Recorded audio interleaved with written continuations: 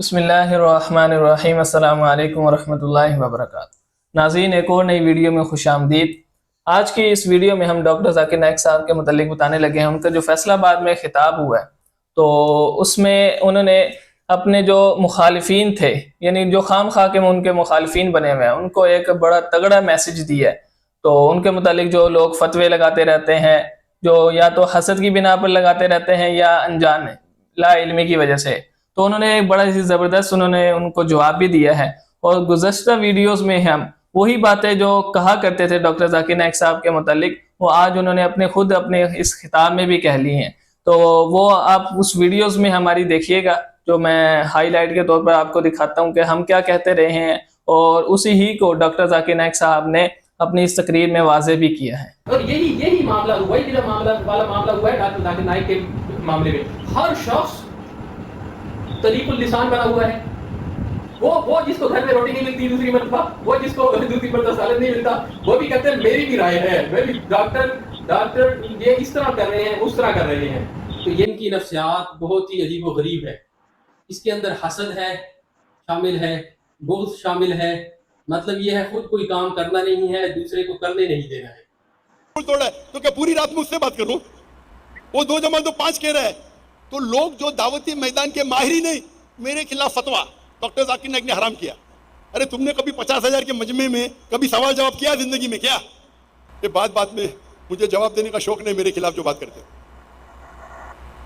تو یہ جو لوگ کہتے ہیں، جو لوگ کو پتہ ہی نہیں دعوت کیسا کرنے کا ہے، اس کو بولتے بیک سیٹ ڈرائیونگ۔ کبھی ڈرائیو کیے نے پیچھے والی سیٹ پہ بیٹھتے گاڑی میں اور بولتا ہے اسی چلاؤ اسی چلاؤ، بیک سیٹ ڈرائیورز۔ ارے میدان میں تو بولو بھائی میں نے غیر مسلمان سے بات کیا، میں نے حکمت سے بات کیا، اتنے لوگ مسلمان بن گئے۔ تو اگر آپ لوگ دعویٰ نہیں کرتے، کم از کم جو انسان کر رہا ہے اسے کرنے تو دو۔ جی ناظرین، جیسا کہ آپ نے دیکھا اس ویڈیو میں کہ ڈاکٹر ذاکر نائک صاحب کیا کہہ رہے تھے، اور ہماری ویڈیوز کو بھی آپ نے دیکھا کہ ہم پہلے کیا کہا کرتے تھے ڈاکٹر ذاکر نائک صاحب کے متعلق، اور اسی کے متعلق جانتے ہیں۔ ہمارے مہمان نوید اقبال صاحب اس وقت موجود ہیں، سوشل پرسن ہیں، تو یہ کیا کہنا چاہیں گے اس کے متعلق، تو ان سے جانتے ہیں۔ السلام علیکم ورحمۃ اللہ وبرکاتہ۔ وعلیکم السلام ورحمۃ اللہ وبرکاتہ۔ جی نوید اقبال صاحب کیسے ہیں؟ الحمدللہ، اللہ کا شکر۔ تو کیا کہنا چاہیں گے ڈاکٹر ذاکر نائک صاحب؟ ڈاکٹر ذاکر نائک صاحب کا خطاب ہوا فیصل آباد میں، تو کافی لمبا خطاب تھا، اور اس میں ڈاکٹر صاحب نے جو ایک پیغام دیا ہے وہ وہی باتیں ہیں جو ہم کرتے رہے ہیں۔ ہماری ویڈیوز اب میں آپ ملاحظہ کر سکتے ہیں، جن دوستوں نے ہماری پچھلی ویڈیوز دیکھی ہیں ان میں انشاءاللہ انہوں نے دیکھا ہوگا کہ جو باتیں ہم نے کی تھی وہی ڈاکٹر صاحب نے کی تھی۔ مثال کے طور پہ میں آپ کو اب ہم کہتے رہے ہیں کہ دیکھیں، جو جس فیلڈ کا ماہر ہو نا جی، اس سے رائے لینی چاہیے۔ ڈاکٹر ذاکر نائک صاحب، یہ میں نے پہلے بھی کہا تھا، یہیں بیٹھ کے کہا تھا کہ ڈاکٹر ذاکر نائک صاحب ٹاپ پہ ہیں اپنی فیلڈ میں، اور وہ ان کا تجربہ ہے ایک، وہ جانتے ہیں کہ کس کو کیسے ہینڈل کرنا ہے۔ اور ہمارے ہاں کہتے رہے جی ڈاکٹر ذاکر نائک صاحب یوں کر رہے ہیں، وہ کر رہے ہیں، ایسے جواب دے رہے ہیں۔ تو یہی بات آج انہوں نے کہی ہے کہ دیکھیں مجھے اتنا زیادہ تجربہ ہو گیا ہے، دراصل میں بھڑکتا نہیں ہوں، مجھے اگلے بندے کا تجربے سے پتہ چل جاتا ہے کہ اس سے کیا مراد ہے، یہ کیا کہنا چاہتا ہے اور یہ کیوں کر رہا ہے، اور حقیقت بھی ہے۔ اب ڈاکٹر ذاکر نائک صاحب نے کہا کہ وہ لوگ جن کو خود پریکٹیکل کوئی تجربہ نہیں ہوتا، جنہوں نے دعوت 2 بندوں کو بھی دعوت نہیں کی، وہ بھی آ کے کہتے ہیں کہ ڈاکٹر ذاکر نائک صاحب کو یوں کرنا چاہیے۔ اور بے عین ہی یہی بات آپ ہماری ویڈیوز میں بھی دیکھ سکتے ہیں، اس کا لنک بھی موجود ہوگا، کہ بے عین ہی یہی بات ہم بھی کہتے رہے ہیں کہ وہ بندہ جس کو اس چیز کا تجربہ ہی نہیں ہے، ٹھیک ہے جی، وہ بھی اٹھ کے کہتا ہے جی ڈاکٹر ذاکر نائک صاحب کو یوں کرنا چاہیے، ٹھیک ہے۔ دراصل کس کو کیسے جواب دینا ہے یہ وہی بہتر جانتے ہیں۔ ادعو الی سبیل ربک بالحکمت والموعظۃ الحسنۃ وجادلہم باللتی ہی احسن۔ اس سے مراد یہ نہیں ہے کہ آپ ان کو یوں یوں اٹھائے پھرے رہیں، ٹھیک ہے جی۔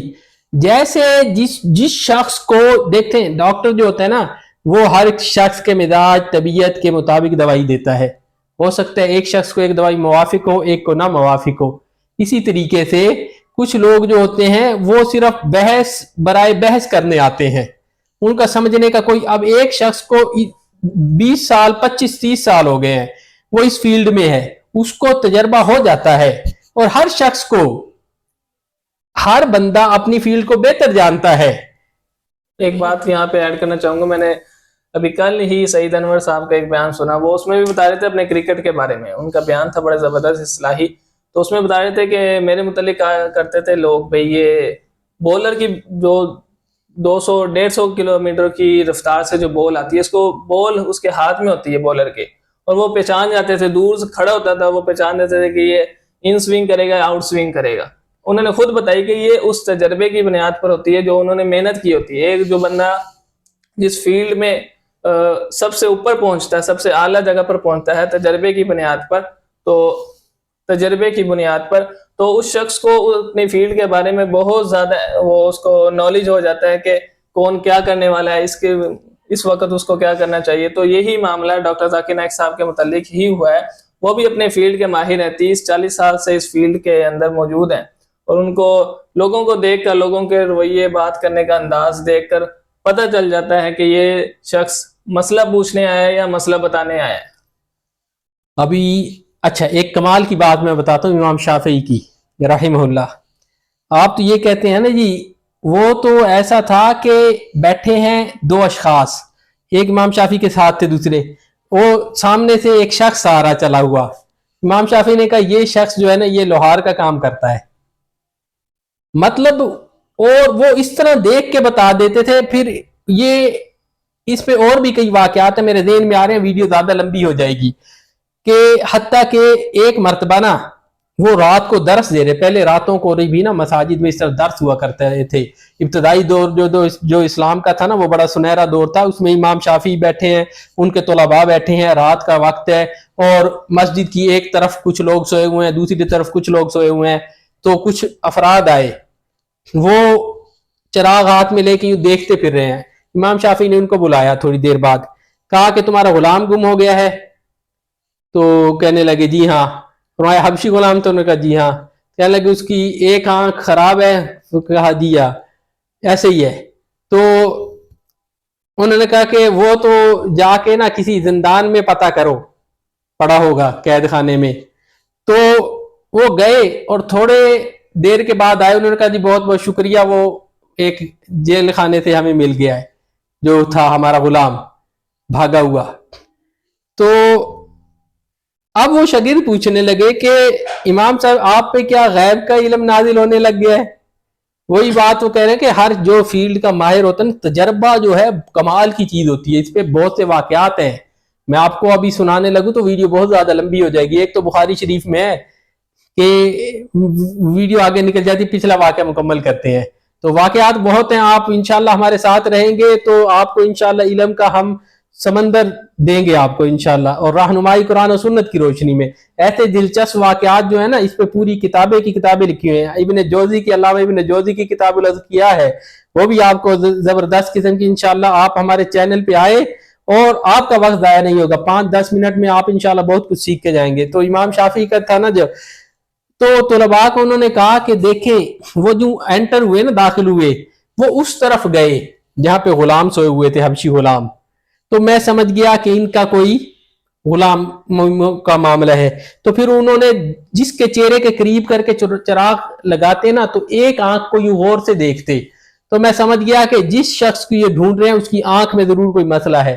پھر فرمایا آپ کو کیسے پتہ چل گیا کہ وہ زندان میں ہوگا؟ فرمایا کہ غلام کی یہ نفسیات ہوتی ہے کہ وہ اگر بھوکا ہو تو چوری کرتا ہے، اور بھرے پیٹ ہو تو وہ بدکاری کرتا ہے، تو دونوں کی سزا وہ زندان میں ہی ہو سکتا ہے. تو یہ جو چیز ہے نا جی، تجربے سے معلوم ہوتی ہے، اور حقیقت بات ہے. یہ اپنی تعریف نہیں ہے، میں اپنے بھی کو بہت سے واقعات آپ کو بیان کر سکتا ہوں، لیکن انشاءاللہ اس پہ بھی ہم کریں گے. یہ جو کتاب الاذکیاء جو ہے نا، ذہین لوگوں کی جو واقعات ہیں نا، یہ کمال کے ہوتے ہیں. اس کو تو چھوڑے، میری اپنی ایک زندگی کا واقعہ ہے کہ ابتدائی عمر میں بیمار ہو گیا. تو لاہور کا جو ہے نا ہسپتال ہے ایک بڑا مشہور، یہ اتفاق ہسپتال ماڈل ٹاؤن میں لاہور میں، وہاں پہ ایک ڈاکٹر ہوتے تھے، ڈاکٹر معظم بیگ مرزا. اب شاید فوت نہ ہو گئے، اس وقت بھی ان کی کافی عمر تھی، اور بہت بڑے ماہر تھے، اور کافی ان کی امریکہ وغیرہ سے 5-7 ڈگریاں تھی، سعودی عرب کے شاہی طبیب بھی رہے ہوئے تھے وہ. تو وہ میری بیماری تھی نا ایسی، انہوں نے دیکھا، انہوں نے کہا میں بیماری سمجھ گیا ہوں، لیکن پھر بھی ٹیسٹ کروانے ضروری ہیں. اور جس وقت ٹیسٹ آئے تو انہوں نے کہا کہ ہاں یہ واقعی وہی ہے جو میرے مطلب تجربے سے، صرف انہوں نے وہ دیکھا اوپر نشانیاں اور وہ سمجھ گئے شخص کو بیماری کیسی ہے. تو یہ چیز ہوتی ہے. علم بہت ہے اور ایسے ایسے مزیدار واقعات ہیں تو جو انشاءاللہ ہم آنے والی قسطوں میں وقتاً فوقتاً آپ کو بیان کرتے رہیں گے.